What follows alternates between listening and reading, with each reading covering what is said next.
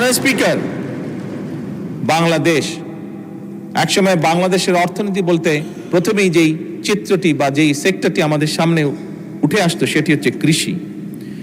এই অর্থনীতিকে, কৃষি নির্ভর যে অর্থনীতি আমাদের, এটিকে চাঙ্গা রাখার কোনো এছাড়া আমাদের কোনো বিকল্প আমাদের সামনে নেই। এবং সেজন্যই মাননীয় স্পিকার, কৃষি এবং কৃষককে বাঁচানোর জন্য এই সরকার যতটুকু যা করা প্রয়োজন একটি সরকারের পক্ষে আমরা আমাদের অবস্থান থেকে চেষ্টা করছি প্রত্যেকটি ব্যবস্থা গ্রহণ করার জন্য। এবং সে কারণেই মাননীয় স্পিকার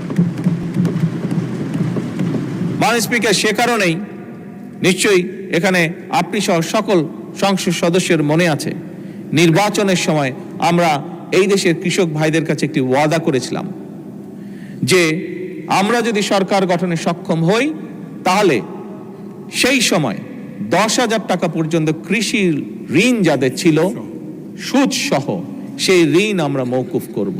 মাননীয় স্পিকার, আল্লাহ রাব্বুল আলামিনের কাছে অশেষ কৃতজ্ঞতা প্রকাশ করি। আল্লাহ রাব্বুল আলামিন আমাদেরকে সেই সুযোগটা দিয়েছেন এবং সরকার গঠন করার প্রথম সপ্তাহে প্রথম ক্যাবিনেট মিটিংয়েই আমরা সিদ্ধান্ত গ্রহণ করে 10,000 টাকা পর্যন্ত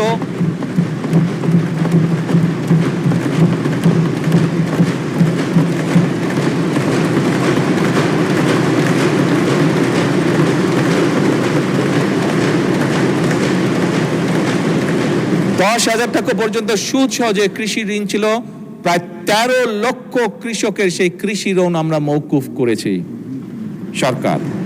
মাননীয় স্পিকার, আমরা আরেকটি কমিটমেন্ট করেছিলাম এই দেশের কৃষক ভাইদের কাছে যে তাদেরকে সহায়তা করার জন্য, তাদের পাশে দাঁড়ানোর জন্য সরকার তার সর্বোচ্চ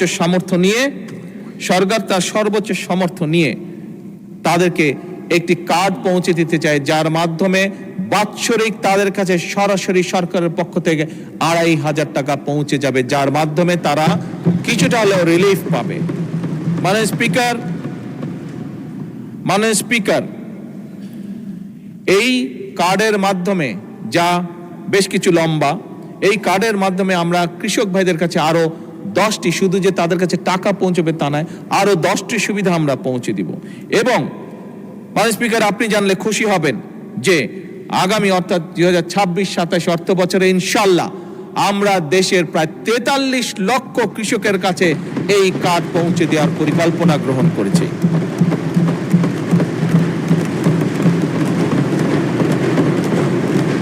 মাননীয় স্পিকার, কৃষির ব্যাপারে সংক্ষেপে আপনার সামনে তুলে ধরলাম, এই সংসদের সামনে তুলে ধরলাম। কৃষির সাথে আরেকটি বিষয় ওতপ্রোতভাবে জড়িত। শুধু কৃষি বা কেন বলি, আমাদের সকালে ঘুম থেকে উঠে রাতে ঘুমানো যাওয়া পর্যন্ত যেই বিষয়টি একটি জড়িত সেটি হচ্ছে দেশের পানি। মাননীয় স্পিকার, দেশে দীর্ঘদিন ধরে নদী খনন, পানি সংরক্ষণ, বন্যা নিয়ন্ত্রণ, নদী ভাঙন প্রতিরোধ, আন্তঃনদী ব্যবস্থায় সমন্বিত পরিকল্পনা একটি অভাব ছিল বা আছে, আমি বলবো এখনো বিদ্যমান আছে।